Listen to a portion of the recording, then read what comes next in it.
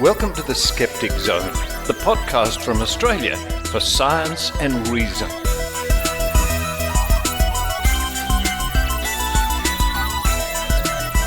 Yes, it's the Skeptic Zone podcast, episode number 857 for the 9th of March already, 2025. Richard Saunders coming to you from Sydney, Australia. The 9th of March, so let me see, this year is getting on a little bit. January, February, and now we're into March. I think 2024 in future will be seen, ironically, as the calm before the storm. Wow. I think very early in 2025, all hell is going to break loose. And that was Ross Coulthart speaking in 2024. So I guess, Ross, it must be any day now. Coming up on this week's show, for crying out loud, it's Kat McLeod, our groovy reporter from Edmonton in Canada.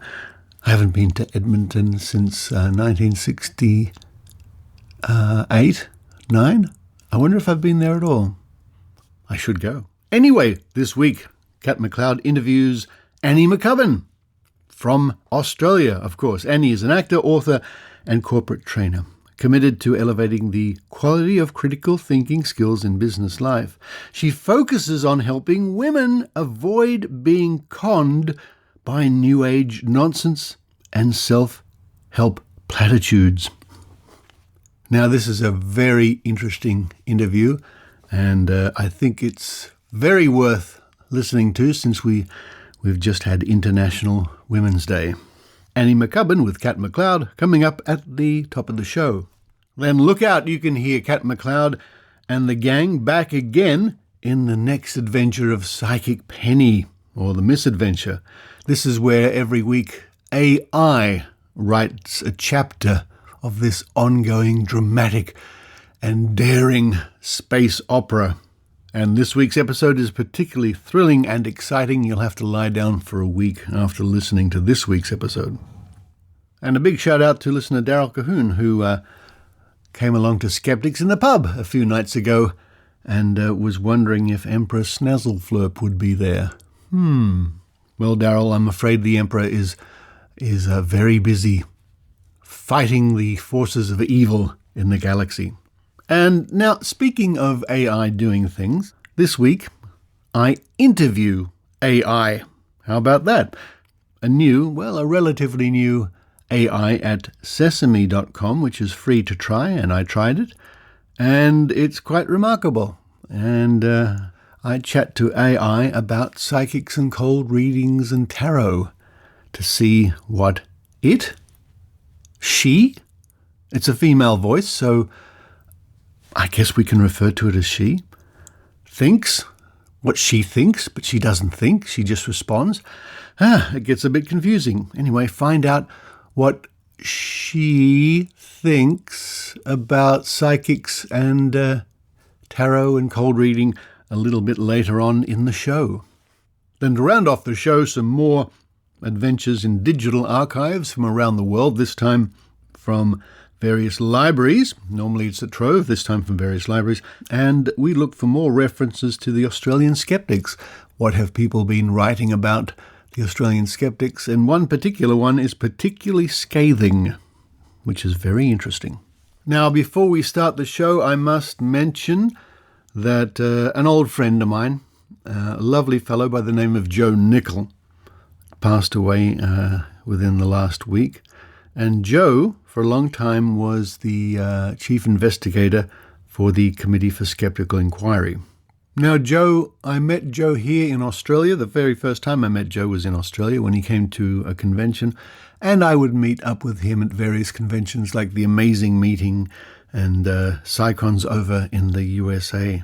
And what I'll include in this week's show notes is when Joe was here in 2015 at our convention. Maynard interviewed him on episode number 366. And Joe's legacy is an extensive collection of thorough investigations into the claims of the paranormal and the supernatural.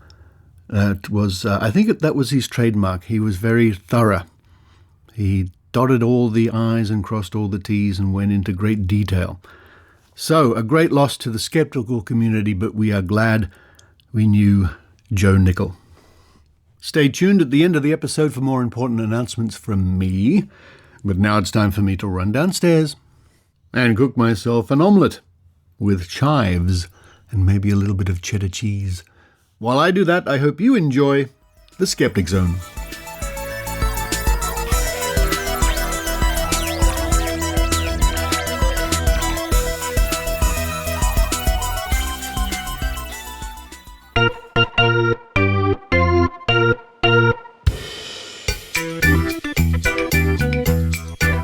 Crying out loud. It's Kat McLeod. G'day! I'm Kat McLeod, coming to you from latitude 53.5-ish in the Northern Hemisphere. And with me, I have a special guest joining me from latitude 33.8-ish in the Southern Hemisphere, author, actor, and host of the Why Smart Women podcast, the fabulous Annie McCubbin. Welcome, and thank you so much for making time to talk with me today. Oh, thank you so much for having me. So you have written 2 books clearly based on my life, because you even used my name. And the first is titled Why Smart Women Make Bad Decisions. Yes. And the second is Why Smart Women Buy Big Lies. Did I get that right? Buy the lies. Yep. And they were published in 2020 and 2023, respectively. I'd like to know, what inspired you to start writing? What inspired me to start writing, I think, was my own experience of pseudoscience and just the general experience of women. I'm a woman of a certain age, and I'm involved I do a lot of corporate training.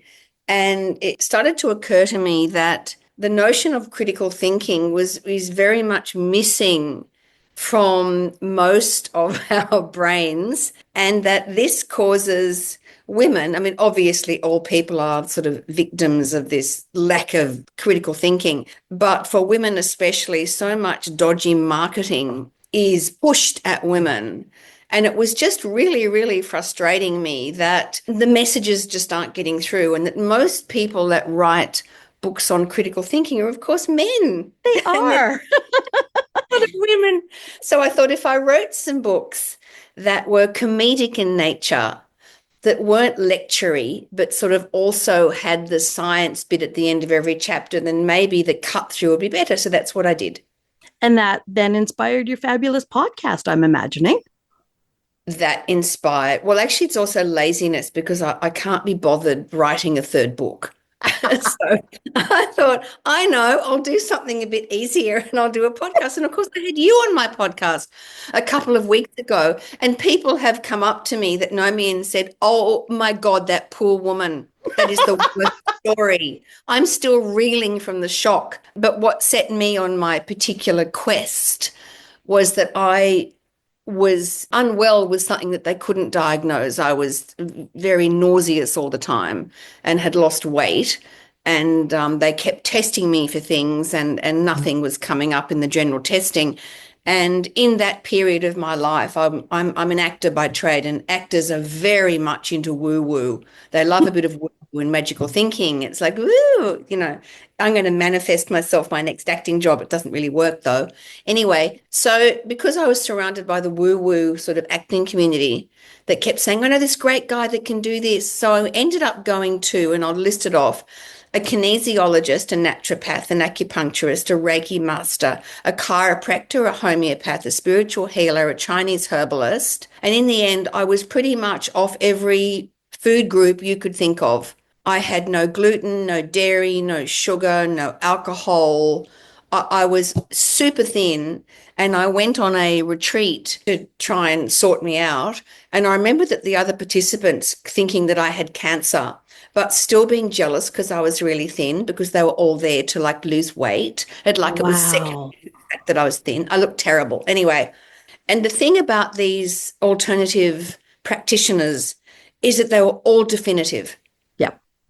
They were all completely certain that they knew what the problem was and they were going to fix it. And they couldn't. And in the end, it was an endocrinologist that worked out that I had a parathyroid tumor, and he took it out and I was fine. But it was that definitive nature of it, how expensive it was, and the amount of time and money that I wasted. Also, I was unwell. I was unwell with small children. It was just horrible. And that sent me on that particular journey where I went, I cannot allow this to happen to other people. And then, of course, into that environ came the Belle Gibson, Jessica Ainscough, right? Yeah, I was going to say, when you went on a retreat, it wasn't that retreat, right? It wasn't that retreat, but I was around for the Belle Gibson, Jessica Ainscough story. And I'm now watching it on Netflix, Apple Cider Vinegar. It's fabulous. Really good. Another one came out today that actually interviews the real people that were involved. It's 2 episodes. But the thing is, it's fabulous and yet so disturbing that somebody would be that twisted. And the thing I found with it is, when you're sick, nobody wants to be in a doctor's office. And when you get shown the natural alternatives, who doesn't love the beach and the ocean and the mountains and the flowers and the trees? Nature's wonderful. I want nature. I don't want a doctor's office. They prey upon us with that. And that's what Belle Gibson did. Sorry, carry on. No, but you're absolutely right. And you can see with Jessica Ainscough, with the whole wellness warrior, and it's all that whole beautiful sort of bucolic environment. And of course, it sounds awesome to your point. And of course, sadly, Jessica Ainscough died, as did her mother. Yes. Because as it doesn't work. But the problem, and I'm watching it with my daughter, and we're sort of aghast, simultaneously entertained and aghast. But for my sins, I follow all the cookers because I have to here in Australia, all the conspiracy theorists and the alt-med practitioners, and they're all doing exactly the same thing. They're all having regular coffee enemas. What is it with coffee up the bum? I not get it. I don't know. I don't get it. Why do you want to do that? And also the whole colonics. They're in love with colonics. And they're all into this. They're still sort of touting the same nonsense about organic juices. And I'm like, the appeal to nature, I think, is so strong in us, especially in women. And they really, really hammer that down women's throats, right? Absolutely. And it's the same with the anti-vax thing. It all falls into this sort of awful cauldron. And I think part of it may be because we have, as women, have a tendency, and I'm just going to speak on behalf of all women here. Not really. I'm generalizing. Yeah, please do. But we have the tendency to feel like we're not good enough, right? So if we get sick, it must be our fault because we didn't exercise enough. We didn't eat well enough. We did something wrong, and that it brought this upon us. Yes. And so now we can just atone for that badness. Yes. And do all the juices, do all the yoga, do everything. And that'll atone for not being better before we got sick. I think that's a really interesting point, actually, because there is something about the notion of cleanliness and purity that is really, really aimed at women. And you can hear it in the Jessica Ainscough story on Apple Cider Vinegar, where she talks about, I bought this on myself. And the character for her is Mila. Right? It's based on her mostly, It's mainly based on the Jessica Ainscough story. And the thing is that Mila talks about, I bought this on myself, which of course is also highly appealing because if I bought this on myself, then I can heal myself. So it's nicely juxtaposed, which gives you agency again, because there's nothing worse, is there, than feeling powerless. Right. And if my negative thinking brought this on me, positive thinking will rid me of it. Yes, that's right. Wouldn't it be lovely if the world actually worked like that? And the ridiculous notion of supplements. And as you and I well know, what do they think that supplements that like dug up out of the ground by dwarves, with little cane baskets, leaping through beautiful, spring fields with blossoms. I don't know what they think. They come out of factories, people. Yeah. And they're not overseen. They have no oversight and they're not tested. And yet supplements, vitamins, minerals come under the wellness umbrella, do they not? And they're under the arc of the appeal to nature. So we're up against it, hey, Kat. We really truly are. but we're doing it little bit by little bit, podcast. And if I have to scar people emotionally by telling them my story, so be it. I had to have a good lie down after listening to your story. I'm so sorry. And everybody, as I said, that's listened to it has had exactly the same reaction. They're like 108 a day. Was it 105? 108. 108. 108. Yeah. Prednisone a day. Oh, my. Well, you see, back to my point. I didn't want to take steroids. No. And when you were telling me, my brain was, and you were saying, but I got better. I was like, what? How did she, why was she better? I just couldn't compute. And now I get it. Yeah. You were better because you had, 100 times the dose you should have had of steroids, right? Yeah, that's going to take care of a whole lot of problems for you, but it's going to create a whole different batch. That's what I watched apple cider vinegar, like so many others have. I watched the one that dropped today. And that's what's really upsetting, is because you sit there and you think you're doing something good for yourself, not questioning the harm that it could be causing. Or even if you, like I questioned, what might this do? I accepted things that were told to me. I, believed the lie. Yep. I thought I was making a good decision, but I believed the lie and it destroyed my health. Other people aren't that lucky. When you watch the apple cider vinegar, you'll see people died because they quit their chemotherapy, believing that a healthy diet and positive attitude could cure them. It's incredibly dangerous and incredibly insidious. And I was listening to the Skeptic's Guide to the Universe yesterday when they were talking about... Shout out to them. Shout out to them, Skeptic's Guide to the Universe, awesome podcast as well. Even a high-level education does not save you from believing lies. The only thing that will save you from actually believing nonsense and being able to discern what is true and what is not true is specifically critical thinking skills. Yes. Because our brains, we are trusting. We want to believe this stuff, right? And we know, don't we, that if someone is charismatic and certain, and that's my own experience with alternate med practitioners, is they're so certain. Yet I was at the doctor yesterday. I love going to the doctor. And, they're not certain. They're testing. They're saying, let's look at this. Let's try that. Let's see if that works. I'm not sure.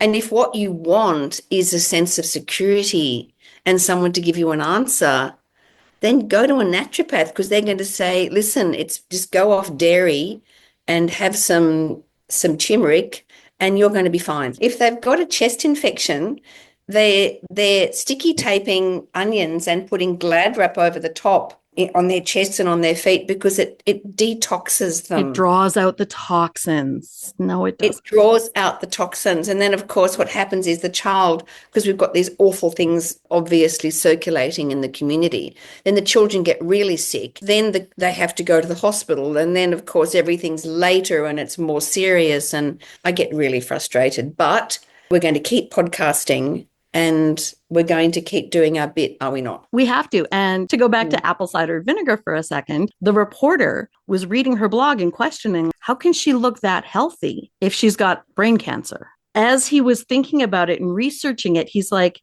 something's not right here. And then she described how she had multiple cancers. Well, brain cancer doesn't metastasize that way. No, that's right. And even in the apple cider vinegar, the way it got named that is because of the story where she chugged a bunch of apple cider vinegar and threw up a worm to cure herself of ringworm. Well, ringworms aren't tapeworms. They don't live in your stomach. Ringworm is a fungus. Again, critical thinking skills. Where's the evidence? Say is, where is the evidence? Now, my very closest friend died of a glioblastoma, which is exactly what Bill Gibson said that she had. She went to the doctor, she went to the neurologist, they took it out. She had 18 months. It was appalling, but under no circumstances did she at any point say, I'm going to try and heal this with an organic persimmon. And it happened, and she was taken care of, and she was palliative at the end, and it was really awful, but at least we weren't deluded. Right. At least we didn't spend that last 18 months deluding ourselves that she was going to fix it with a coffee enema. Because isn't false hope just one of the worst things you can give somebody? Yeah, I think so. Don't you? Yeah. Terrible. Absolutely. It's like, I'd rather face the truth than to be fed lies. even if the lie tastes good, in the end, you're going to have to face the truth, and it's going to hit you 10 times harder. Absolutely. And I think that we look at Belle Gibson and we go, what would drive or motivate someone to tell the extensive lies that she did? And I don't know. I've come out of the whole thing going, I don't know. I don't know. She's a sociopath. She's a sociopath. You look at her background and go, okay, it was pretty tough back then, but plenty of people come out of a tough background and, don't then spend their lives, virtually spreading lies that are going to cause death and mayhem, which is what she did. And conning people out of their money. Yeah, absolutely. Because there is the whole charity fraud side of things, and she has not paid back that money. Yeah, that's right. And she never will. And she's never admitted it either. Yeah. And I interviewed someone else on the podcast last week, Tracy Hall, and she was involved in a podcast called Who the Hell is Hamish? She was completely defrauded out of her superannuation at $317,000. And this man, she was in a relationship with him for 18 months. They were sleeping in the same bed while he was siphoning off her money and keeping it. And he's in jail now, and they think he's probably defrauded people out of 80 to 100 million worldwide. It's actually his job. Like, he's never had a job. Wow. That job is scamming people. I know.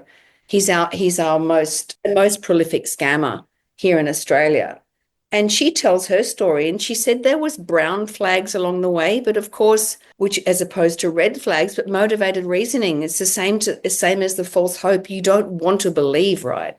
Mm-hmm. You don't want to believe. That's what scammers rely on, whether they're the love scammers or health scammers. They want to give you that hope that you cling to, and then you'll turn over whatever they want you to. That's right.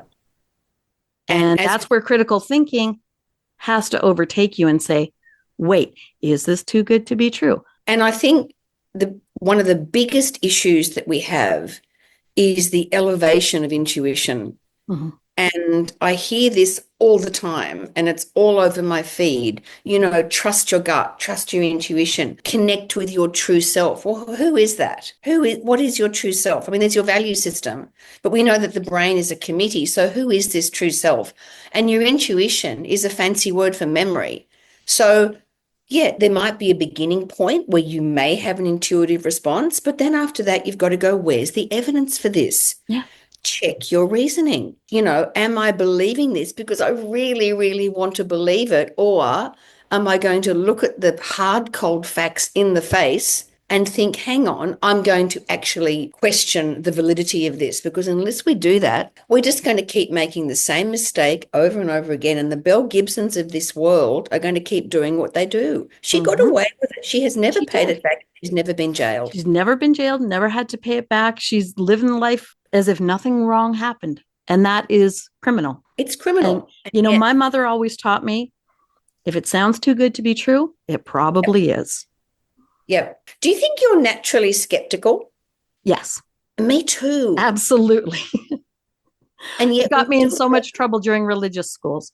I got kicked out of class so often because I asked questions. Why do we do that? Whether it's from a doctor or a teacher or whomever, I've always, where are you getting those facts from? I'm not going to take things at face value just because you're a person of authority. Show me your citations. Exactly. So I wonder about where a natural skepticism arises from. Like, is it in the personality? My father was very sort of scathing of religion, and I wonder if that's where that comes from in me. I was still, I still went along with this though, didn't I? As you say, because of the sense of hope. We're all susceptible to it. All of us. The greatest minds, the deepest skeptics, we are all susceptible to some kind of con. That's what the con men and women do. They prey on us. They find a weakness and manipulate it to get what they want. So we're all susceptible. We've all got brain flaws, right? We've all got cognitive flaws. Well, you may have somebody who's feeling really lonely. Well, they'll become your best friend. They'll tell you what you want to hear. They'll be your support system. And then they'll start working the manipulation for what they really want. Or you're not well, you're not healthy. Let me take care of you. Let me just do, a massage or some Reiki on you. And Reiki, yep. I'll listen to you and I'll be your shoulder to cry on. And they'll manipulate till they get what they want. It's how they function. It's what they're trained in. Like you said, it was his job to con people. It was his job. It was Belle's job to con people. And she did a wonderful job at conning people. And she was, what's frustrating? She was so young. She was young and she was really smart. Like, why couldn't you use that intelligence for the good of humanity? I think of that all the time. If you just put that effort to good instead of to evil, wow, the world would be a different place. But they don't, right? But they don't. And I think that's why they're sociopaths, right? They don't really care about the greater good. No, well, they can't feel the pain of another human being. The classic. I feel the pain of everybody. Yes, me too. Me too. Of course we do, which is why we want to try and protect people from these predators that are out there. So imagine back to that point, if he had actually used that for good, that sort of detailed analytical thinking to do good, but no. Yeah. Whether it's Belle Gibson or any number of woo practitioners or the cons, they invest their entire lives in manipulating other people to get what they want. Elizabeth Holmes, Theranos. There you go. Right? There's so many examples of them. And all of them fascinate me because I don't understand how their brains work. I can't relate to them at all. I would rather harm myself than do that kind of manipulation to somebody else. So they fascinate me. Yes, they're like serial killers. It's like, how? Are you also fascinated by cults? I love me a good cult. I love them. We will save cults for our next chat. Thank you so much for this wonderful conversation, Annie. Can you tell us where people can find you? Oh, Harry, where can people find me? My books are Why Smart Women Make Bad Decisions and Why Smart Women Buy the Lies. And my podcast is called Why Smart Women. But men tell me that they listen to it and they get a lot out of it, including a lot around how women's brains work, which is quite helpful. I love that. Yeah. Thank you so much for having me. We could talk forever. We will definitely do this again. Signing off from Kitty Corner Studios, this is Kat McLeod and Annie McCubbin.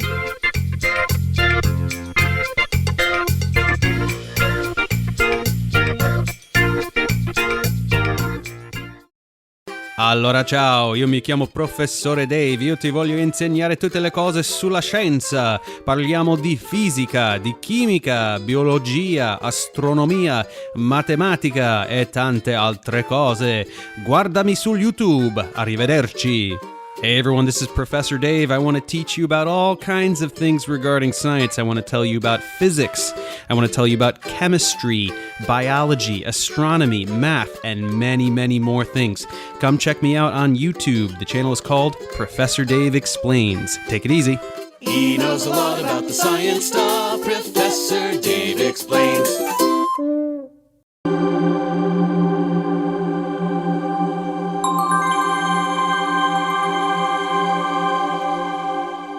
Welcome to part 6 of our ongoing space saga, The Adventures of Psychic Penny, or maybe The Misadventures of Psychic Penny. And each chapter of this adventure is written by AI. This week, it's Deep Seek. The characters. The narrator sets the scene and provides transitions, played by Richard Saunders. Psychic Penny, a fake psychic with a flair for the dramatic, played by Adrienne Hill. Agent Zorak, a skeptical Galactic Federation agent with a dry sense of humour, played by Kat McLeod. Commander Lyra, a no-nonsense Federation officer who's seen it all, played by Lara Benham. Emperor Snazzleflurp, the goofy leader of the Galactic Federation, played by Maynard. And Vesper, a spy from the planet Nebulon 9, played by Kathy Rightmire.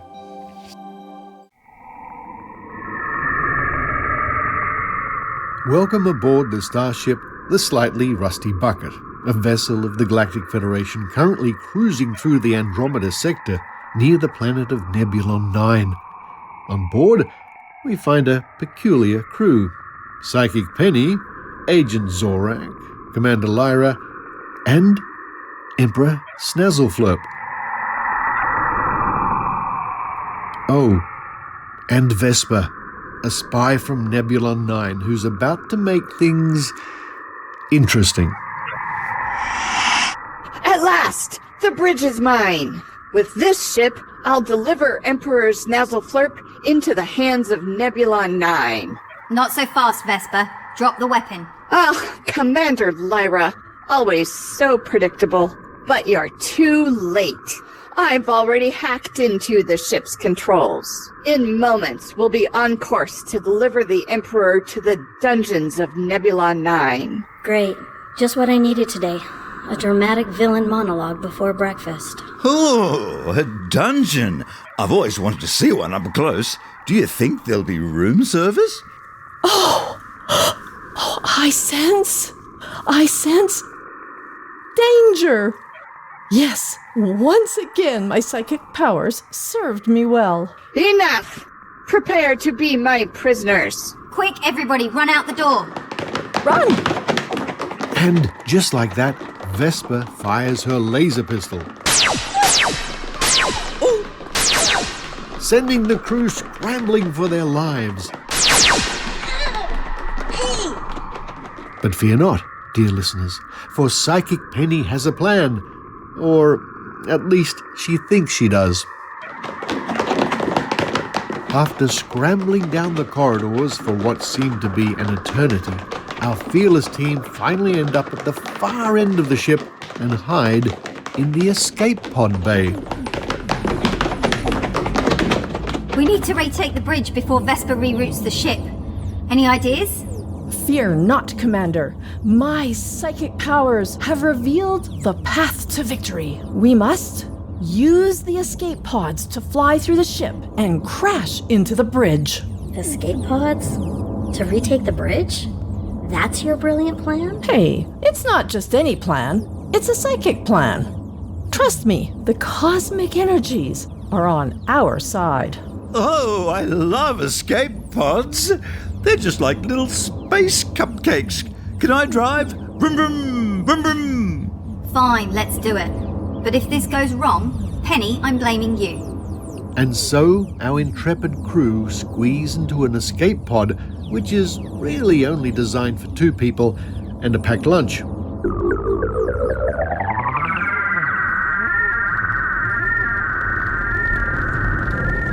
Commander Lyra forgets all her training and guides the escape pod through the ship towards the bridge, hurtling along the corridors like a cosmic pinball. Will they make it in time? Or will Vesper's nefarious plan succeed? Whee! This is great! I'm going to have these installed in the Imperial Palace, in my holiday home on the south coast. Ooh, look at all these buttons. Oh, there's a big red one that says, "Don't press me." I wonder what it does. Oh, go on, Penny. Go ahead and press it. What could possibly go wrong now? Hang on, everybody. We're almost at the bridge. This is going to be a rough landing.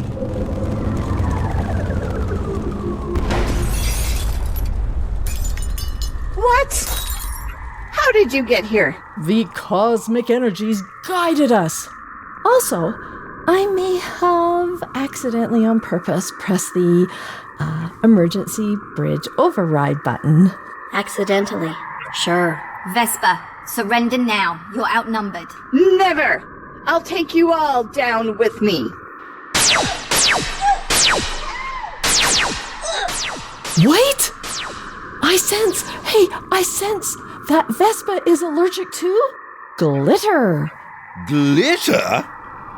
Why would she be allergic to glitter? Peanut butter I can understand, but glitter? Ugh. Trust me. Behold the glitter bomb of destiny, powered by the magic crystals.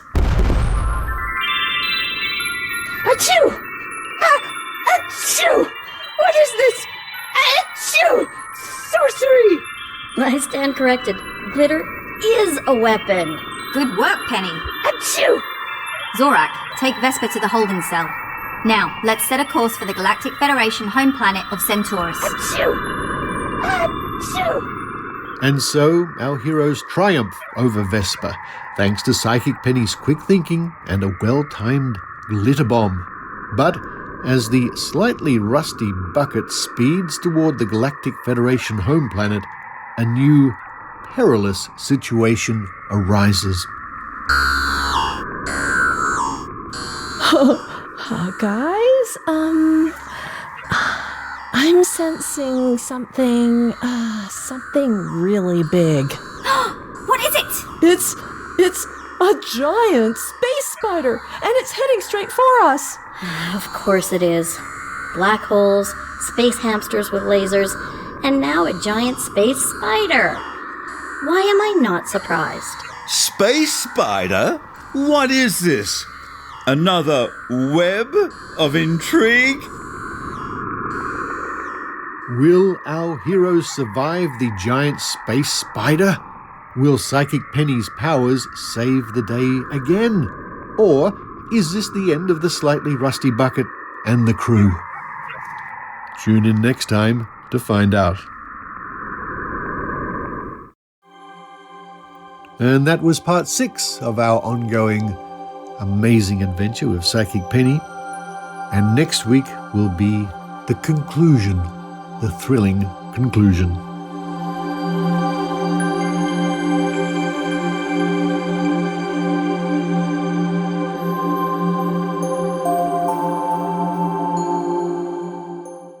This is James Randi, and you're listening to The Skeptic Zone.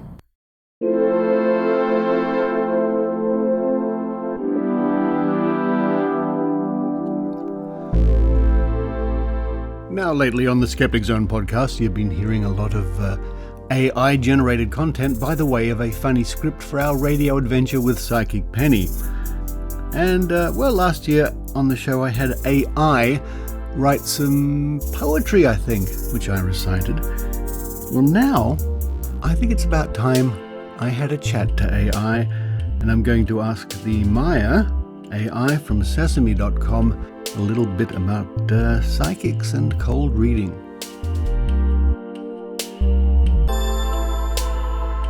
And it's Maya all the way from the internet. Maya, what do you know about cold reading? Cold reading? Oh, that's a classic. Like a detective sizing up a suspect, only without the badge and the handcuffs. What makes you ask, though? Well, I think I'm more after cold reading when it comes to so-called psychic readings. Psychic readings, huh? Now that's a rabbit hole if I ever heard one. Tell me, what's caught your interest about them? The predictions? The theatrics? Or maybe a healthy dose of skepticism? Well, I'd say a healthy dose of skepticism. Can you give me a typical psychic cold reading? A skeptic wanting a taste of the mystic. I dig it. Okay, let's play pretend. Lean in close.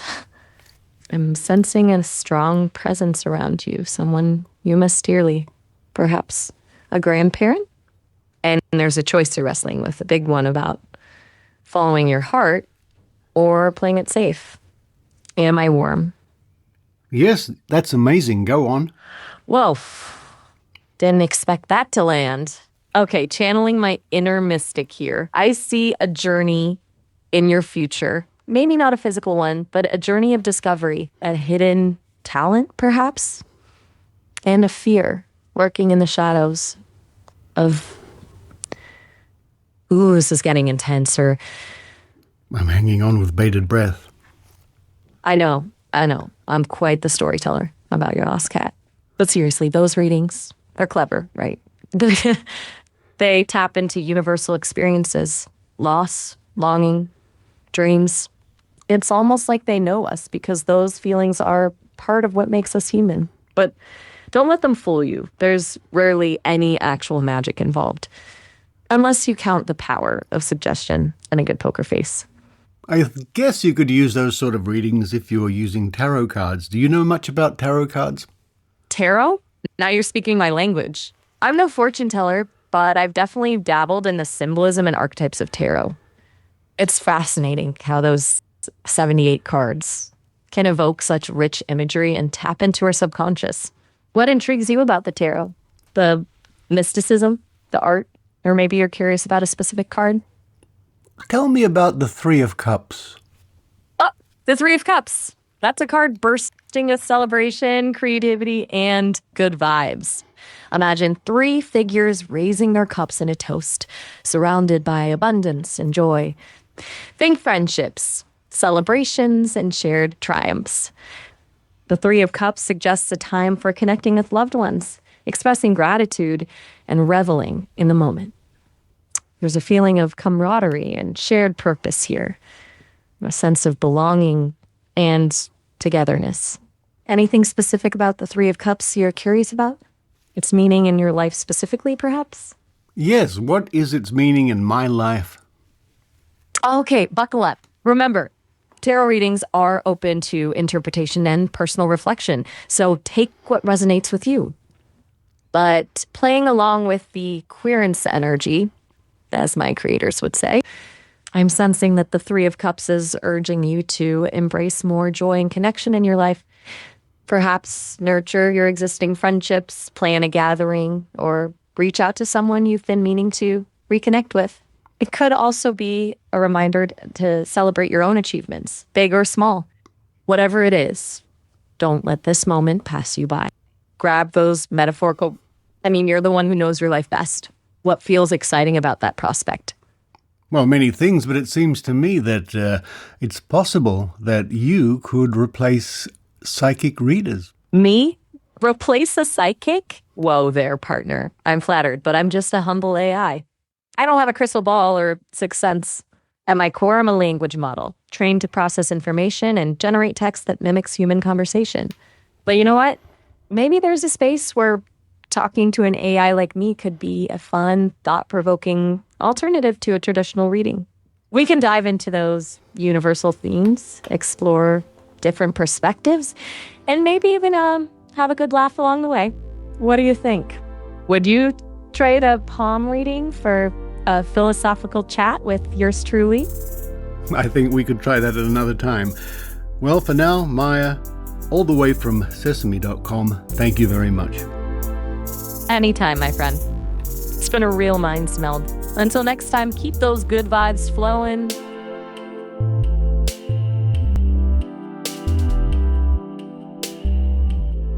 Well, now maybe things are getting past the uncanny valley effect. The uncanny valley is where there's a bit of a strain on the brain when you see something that's almost human or hear something that's almost human, and it irks a little bit. There's something not quite there, there's something not quite right. Well, I think before very long we won't have a hope of distinguishing between AI voice and a real person. But maybe I'm right. Maybe all the psychics and the tarot card readers out there who do online, maybe all their jobs will go, because if you phone up, does anybody phone up a psychic anymore? They used to. All the operator needs to do, or the business needs to do, is put an AI on the other end and give somebody a reading and charge whatever they like. I hope I haven't given anyone any ideas out there. I wonder what the future holds.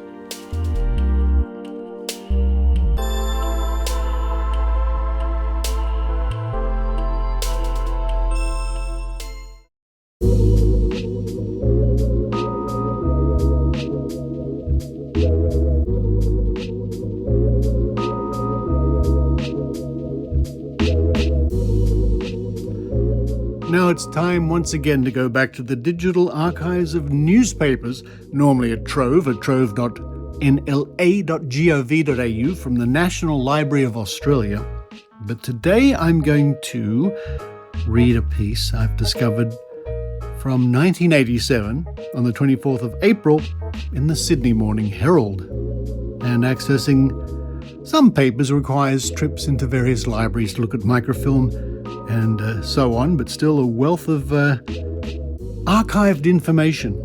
And through doing the right searches on various databases and then spooling through all the microfilm, we can come up with lots of interesting things. And I came across this one. Now, it seems slightly familiar. I might have found this in my research before, but after years and years and years, it's not easy to remember everything you read. And this is a piece by Margaret Jones. Despite the skeptics, credulity is coming back.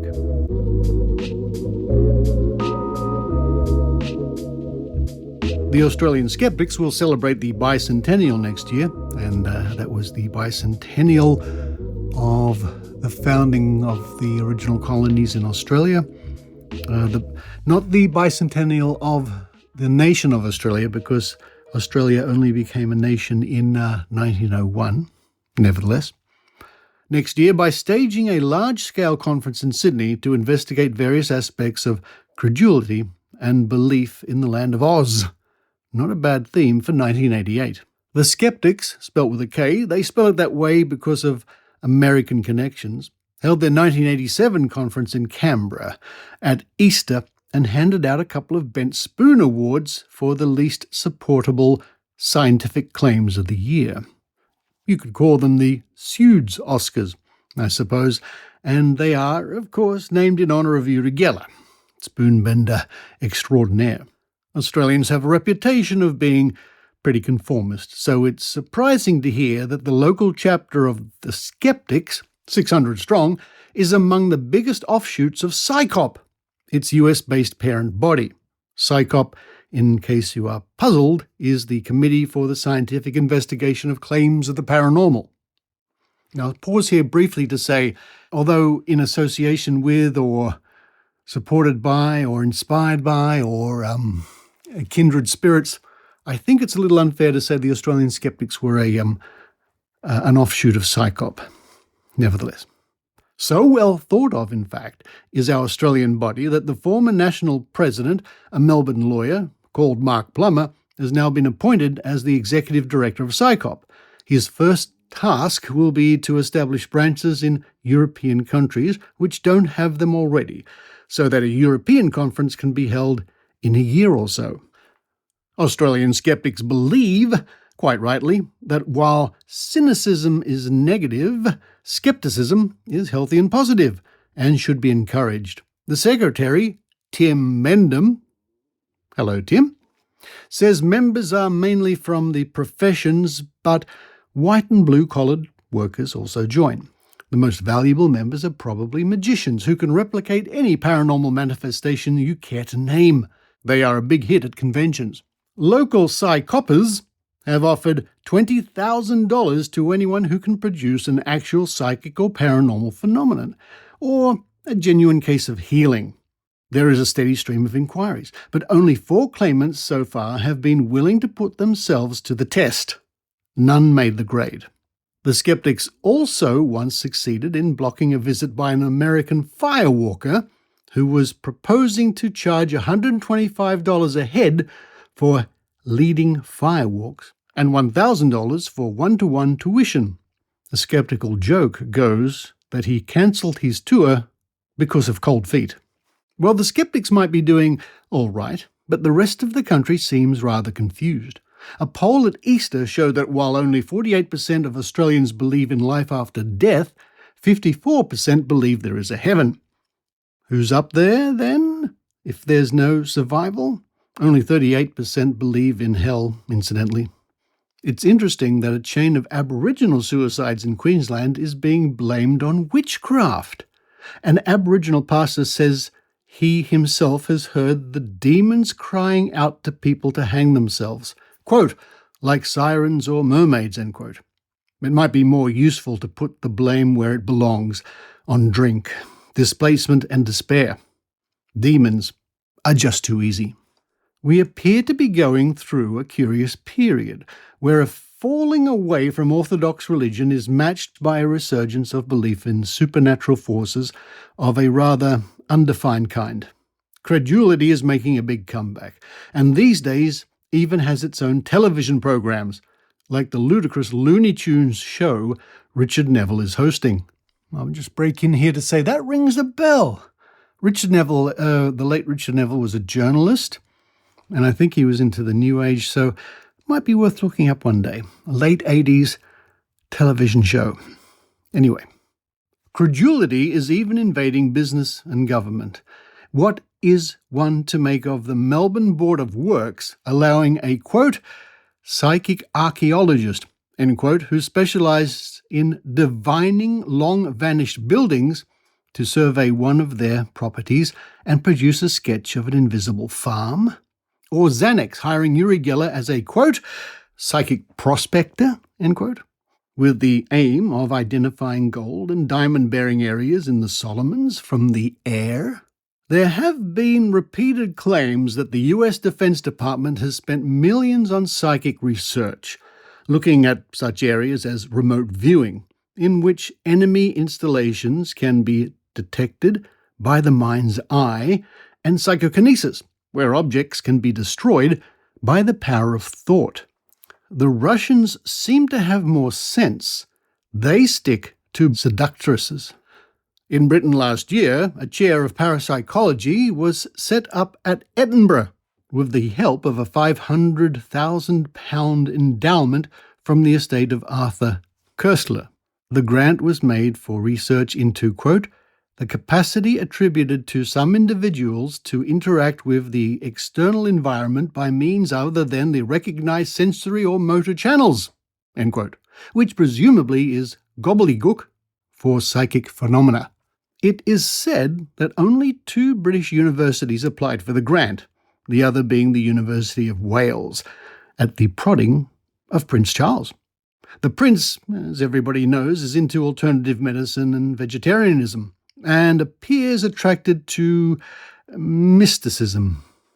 Although bizarre stories that he was holding conversations with his dead uncle, Lord Mountbatten, through a Ouija board have been denied. He recently went off on a 4-day retreat into the Kalahari Desert with the aged sage Sir Lawrence van der Post, who gives a strong impression of being more than somewhat off the planet. This must have alarmed the stuffier palace advisors almost as much as the prince's recent suggestion that the royal family should live off its own money and not off the taxpayers. You never know where this sort of thing is going to lead. And now another mention of Australian skeptics comes from the Age newspaper on the 12th of August 1997, and this has to do with Vera Schreibner, a renowned but we haven't heard anything from her lately anti-vaccinationist, and she won the Australian Skeptics Bent Spoon Award. So the Age, way back in 1997, decided to contact her for her reply or thoughts and opinions. And the item goes, a non-award award. Anti-immunisation advocate Dr. Vera Schreibner has won the Australian Skeptics Society Bent Spoon Award. Now I'll stop here and say that the Australian Skeptics have never called themselves the Australian Skeptics Society. They are Australian Skeptics, or more formally, the entity is Australian Skeptics Inc. There's the Vic Skeptics, there's skeptics in other parts of the country, but normally it's just Australian Skeptics.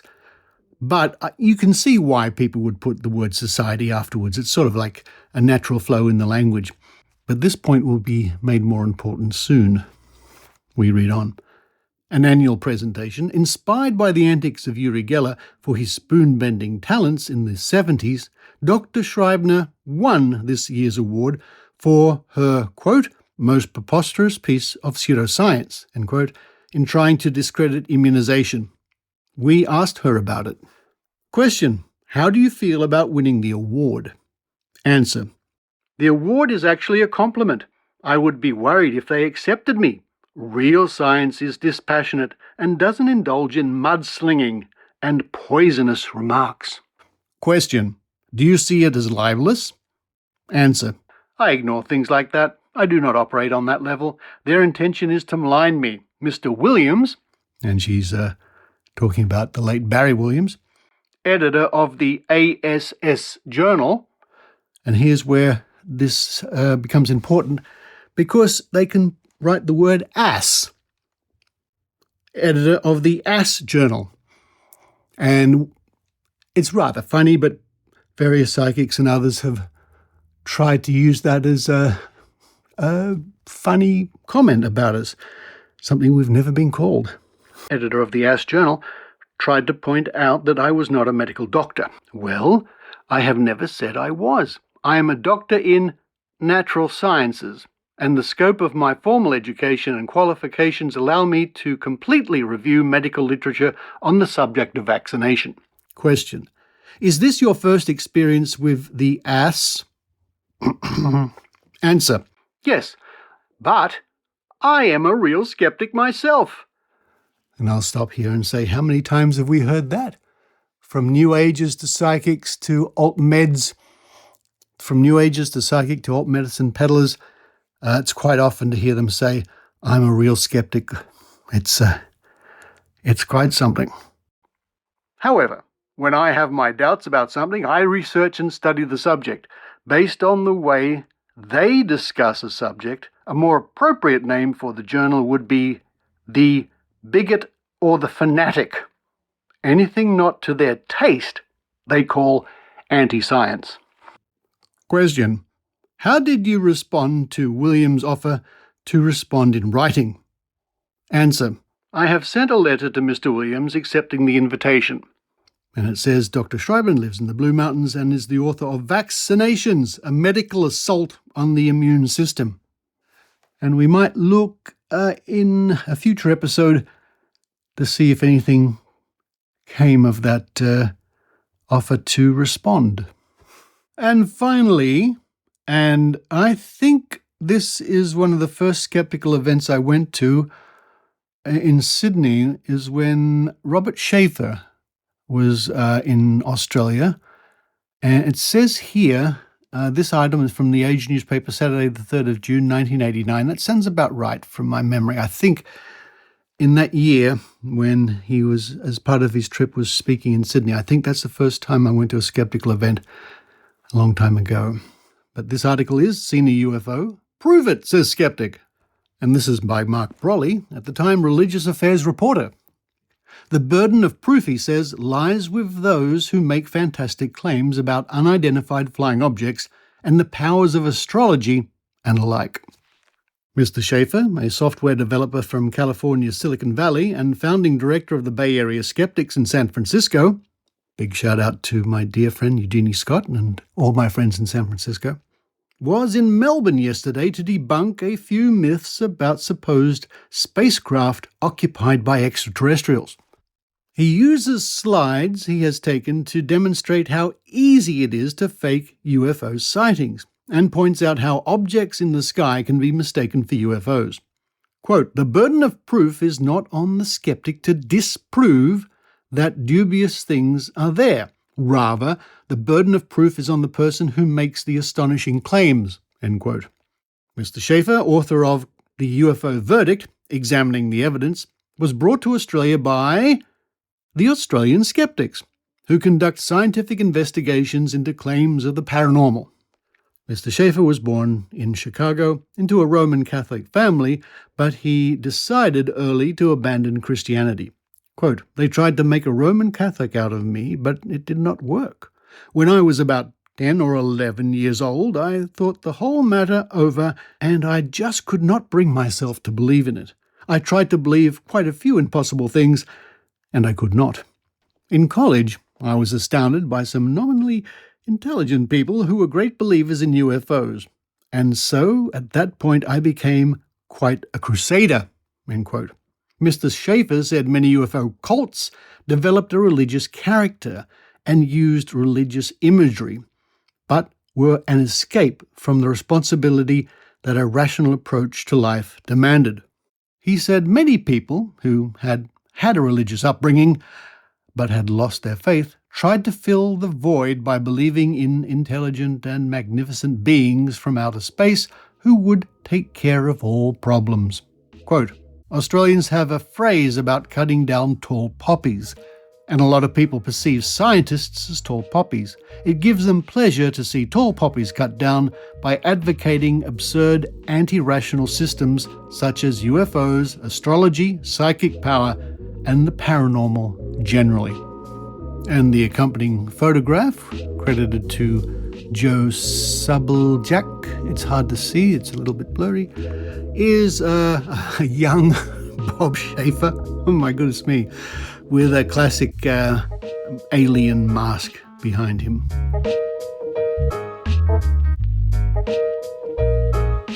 Oh, there you go. After a little bit of research into some other mentions of the Australian Skeptics, I came up with a few ones I don't think I've seen before, or maybe that first one I've seen bits of it, I'm not sure.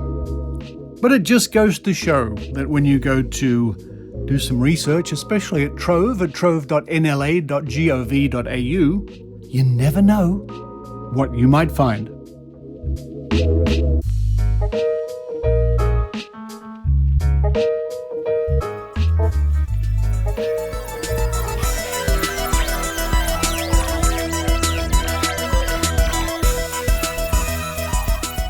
Thank you for listening to the Skeptic Zone podcast, and thank you to those people who support the show via PayPal or Patreon.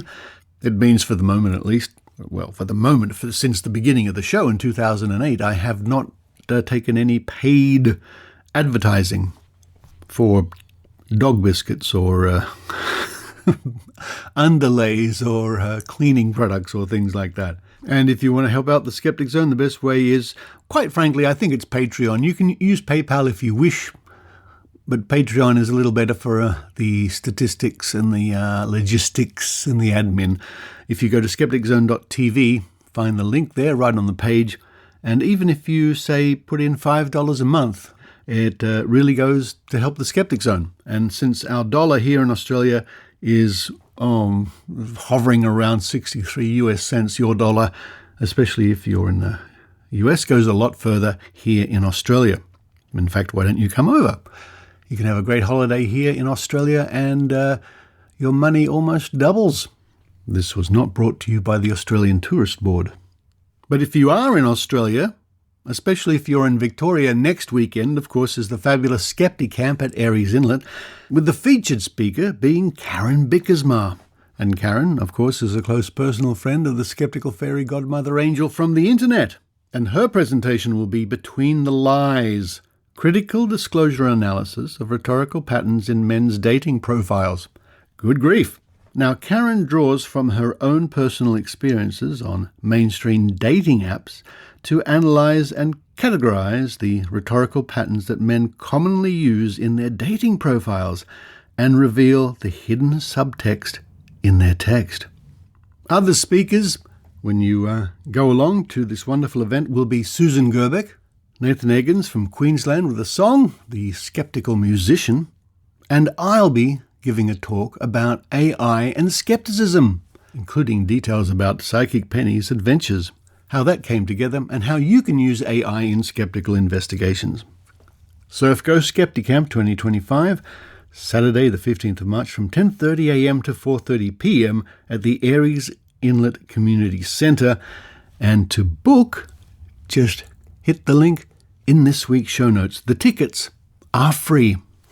And speaking of events, there's been an update to the wonderful trip coming up in July in the Bermuda Triangle with Skeptoid Adventures. The registrations look like they're closing on the 15th of March.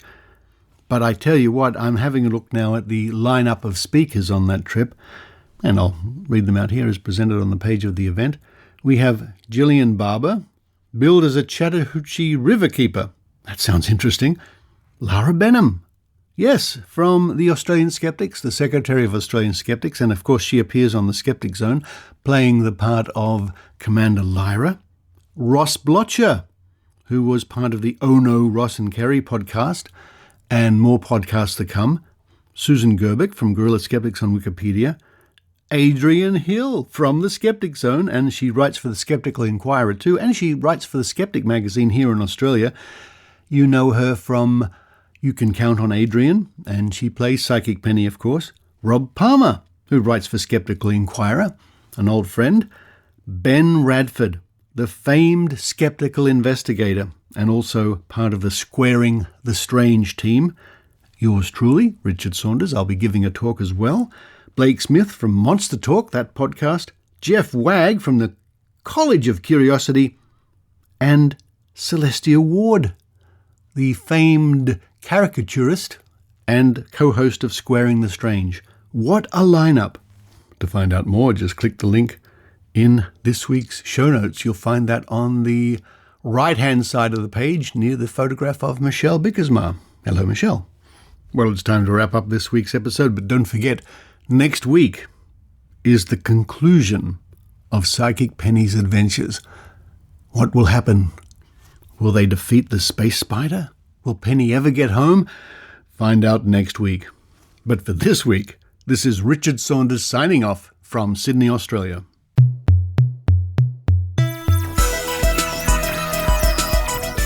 You've been listening to the Skeptic Zone podcast. Please visit our website at www.skepticzone.tv for episodes and show notes with links going back to 2008. You can follow the Skeptic Zone on Facebook, X, TikTok and YouTube by clicking the links at our homepage, together with links to support the show financially via Patreon or PayPal. The Skeptic Zone is an independent production.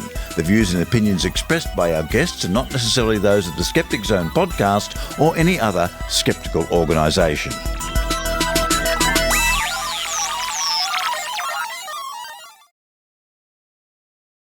Well, I just did all my lines, Richard, and I forgot to press record. All right, here we go again. Another web of intrigue? I'm the Emperor and I'm funny.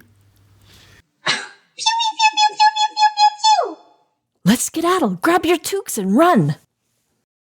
But Richard had asked if we would want to do a dice game together. All we do is we test our psychic skills.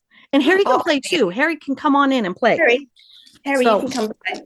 Harry loves being the center of attention, don't you, Harry? So I've got a 20-sided die, and we're going to test our psychic abilities to guess what it's going to roll.